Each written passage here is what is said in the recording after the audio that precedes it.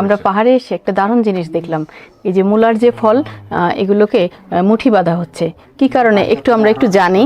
Sir দাদা, এই যে এটা তো মূলার ফল, এটা তো আপনারা সবজি হিসেবে খান না, কিন্তু এগুলো যে এইভাবে মুঠি করা হচ্ছে কেন? মুঠি করা হয়েছে এটা লাচো খাবে চাটনি, লাচু খাবে।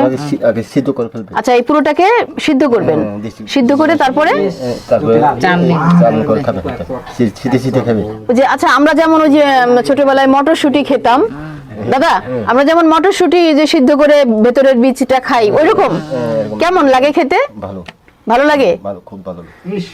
আচ্ছা, এইগুলো মানে কোথা থেকে আনছেন? বাজার খেতে থেকে আনছি। ক্ষেত আপনাদের নিজেদের ক্ষেত? আচ্ছা, আপনারাই চাষ করছেন তাহলে না? আচ্ছা, আর কি কি আছে দেখি? এই যে শিম, সাদা সাদা খুব সুন্দর একদম বীজওয়ালা শিম, তারপরে এই যে মূলা, তারপরে আছে কি বেগুন, এইখানে আছে পাতাকপি, মরিচ, এগুলো সব আপনাদের ক্ষেতে?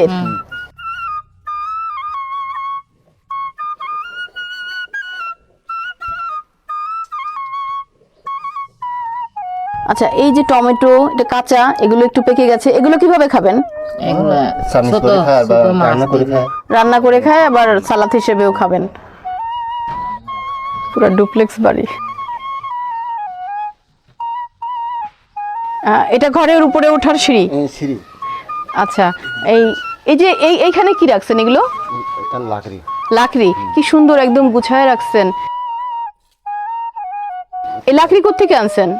পাহাড়ি, পাহাড় থেকে আনছি। পাহাড়ে যে গাছ সেগুলোর ডালকে কেটে নিয়ে আসছেন, ডাল কেটে নিয়ে আসেন, এগুলো সারা বছর আপনাদের লাকড়ি হিসেবে ব্যবহার হয়।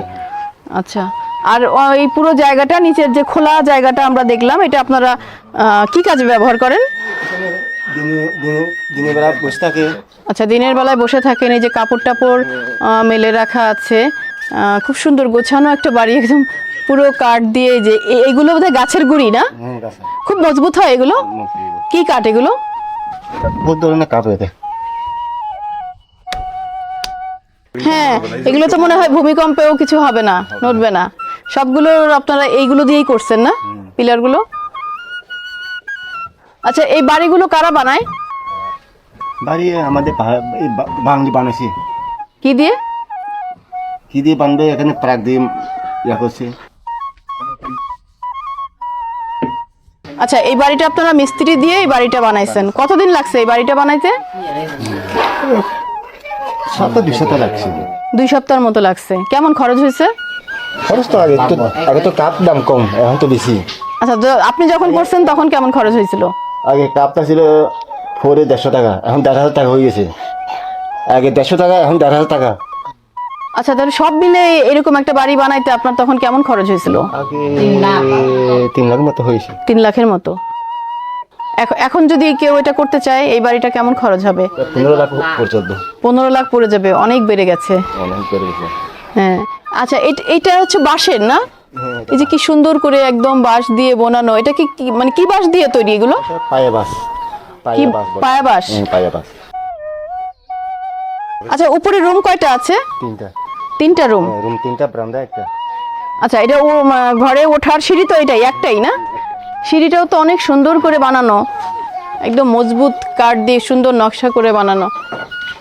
উপরে টিন না? বৃষ্টি হলে খুব সুন্দর বৃষ্টির শব্দ শোনা যায়। এই ঘর তো গরম হয় না, তাই না দাদা? মিডিয়াম। মানে যে ইট বালু মানে পাকা ঘরের চাইতে তো এই ঘর অনেক ঠান্ডা থাকে, শীতল থাকে। আমরা আলীকদমের মঞ্চাপাড়ায় এসে এরকম পাহাড়িদের সুন্দর ঘর দেখলাম চক্ষু মেলিয়া।